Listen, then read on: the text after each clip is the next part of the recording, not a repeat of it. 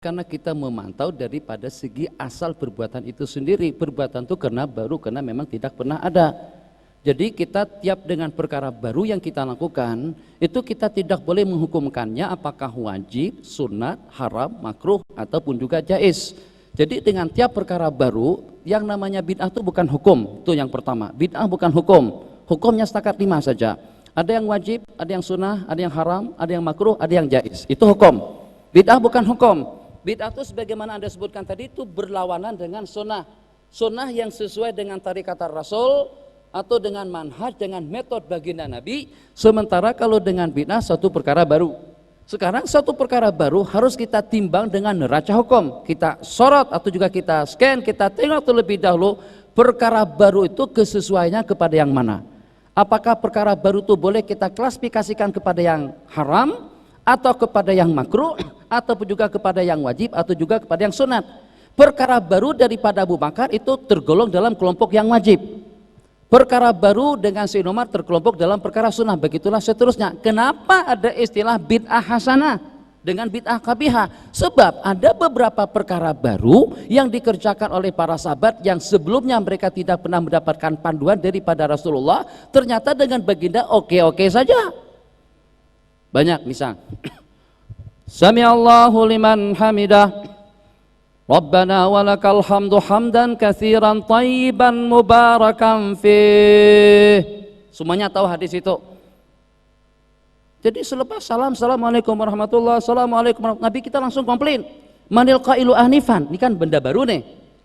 Macam mana Nabi kita menanggulangi tiap perkara baru, tidak langsung Nabi kita katakan wah ini bid'ah haram, so neraka. Ada. Macam mana sebagaimana mereka sekarang ini tiap perkara baru bid'ah. Enggak, Nabi kita tanya dulu. Apa sabda Nabi? Manil qailu anifan. Siapa yang cakap tadi itu? Manil qailu anifan. Kali kedua semuanya senyap.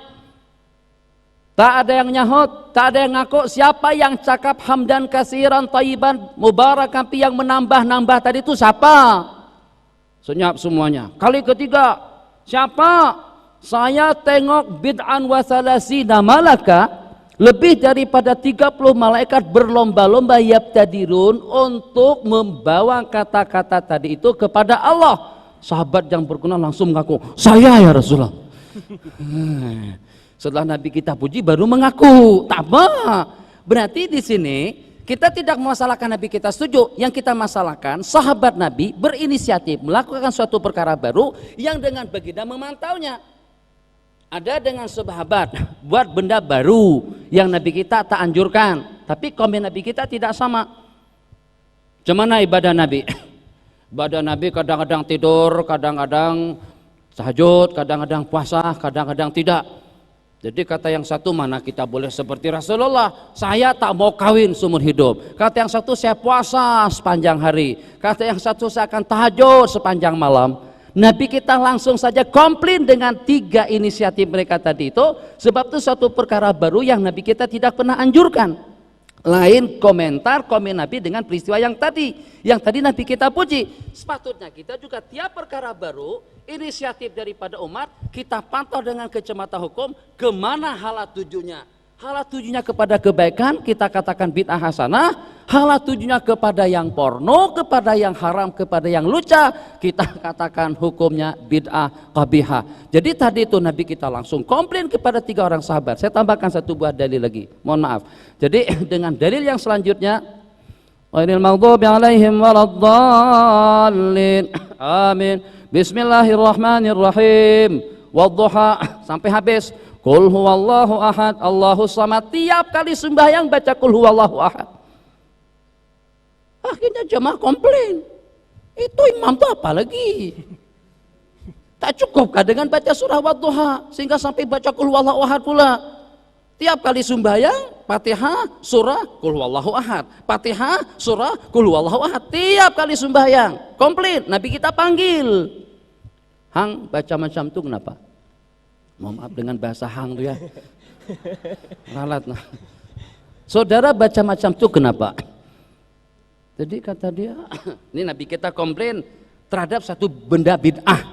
Kan baru tuh, Nabi kita tak suruh kamu kalau selepas baca kul a'udzu birabbil falaq, baca kul a'udzu birabbin nas, setelah baca amma yatasaalun, baca kul huwallahu ahad. Tuh Nabi kita tak pernah anjurkan semacam tuh. Dia buat daripada dia sendiri. Nabi kita panggil, kenapa? Jadi kata sahabat Nabi kita tadi itu, li'anna fiha, sebab pada surah Ikhlas itu mengandungi beberapa sifat Allah. Dan saya cinta kepada surah Qul Huwallahu Ahad, sebab itu menunjukkan kepada kebesaran dan keagungan Allah. Apa komen baginda? Wah, ini bid'ah kabihah, ini haram, ini dhalalah. Nah, Nabi kita tak komplain semacam itu. Sabda Nabi, hubbuka iyyaha yudkhilukal jannah. Kamu cinta dengan Qul Huwallahu Ahad akan membawa kamu ke dalam surga. Nah, dari sini punca pendapat daripada ulama Syafi'iyah, Izzuddin Ibn Abdissalam Sultanul Ulama, beliau mendapatkan gelar sebagai Sultanul Ulama, presiden ulama pada abad yang ke-6. Masa dengan beliau tidak tahu, baru dengan abad yang ke-4 berarti baru tahu bid'ah, ini kabihah, ini hasanah, ini dhalalah. Ya Allah, kesianlah umat kalau dibid'ahkan semuanya. Jadi tunggu dulu, tunggu belum habis.